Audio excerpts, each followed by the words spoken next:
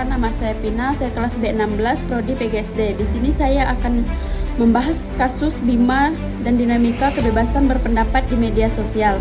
Bima, gue berasal dari provinsi yang satu ini, Gagal, dan gue sekarang lagi menjalani proses studi gue di Australia. Oke, gue udah gede banget ya. Polda Lampung menghentikan laporan Undang-Undang ITE terhadap TikToker Bima Yudha Saputro. Polisi bilang gak menemukan unsur pidana dalam kasus tersebut.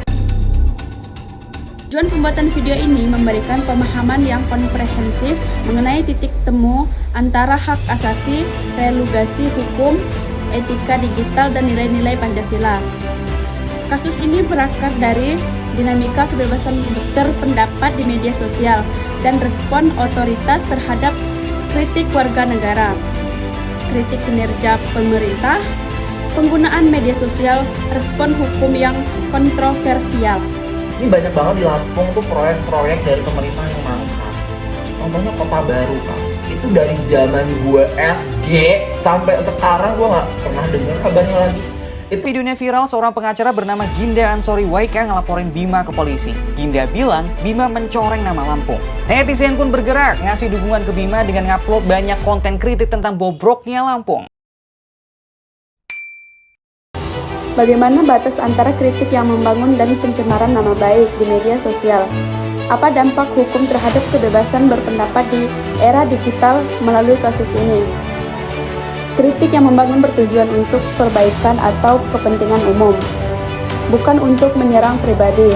Pencemaran nama baik, niat utamanya adalah menyerang kehormatan atau nama baik orang lain dengan tuduhan suatu hal agar diketahui umum dan menggunakan kata-kata yang mengandung penghinaan, cacian, dan tuduhan palsu. Dampak kasus ini adanya efek menakut-nakuti, pentingnya penekanan hukum yang adil, dan edukasi publik. Akun TikTok Aubimax Reborn milik Bima Yudha Saputro, pemuda asal Kabupaten Lampung Timur, diadukan ke polisi setelah kritiknya tentang jalan rusak di Lampung viral di media sosial. Bima juga menyebut keluarganya mengalami tekanan dari polisi dan pemerintah daerah. Pengaduan terhadap Bima itu dinilai melanggar kebebasan berpendapat. Solusi untuk menghadapi kasus ini, ayo tingkatkan literasi digital, terapkan etika komunikasi, berpendapat secara cerdas, hargai perbedaan pendapat, dan kritik yang bertanggung jawab. Pesan moral atau nilai Pancasila yang ditekankan dalam kasus ini, yaitu sila keempat, kerakyatan yang dipimpin oleh hikmat kebijaksanaan dalam permusyawaratan perwakilan. Ini soal bikin keputusan penting bareng-bareng, lewat diskusi, bukan debat, dan tujuannya adalah kesepakatan atau mufakat.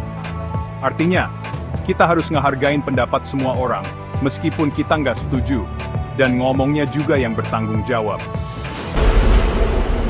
Kasus Bima ini menyoroti pentingnya dialog dan musyawarah yang konstruktif daripada langsung menempuh jalur hukum dan sila keempat. Diimplikasikan dalam musyawarah untuk mencapai solusi yang konstruktif.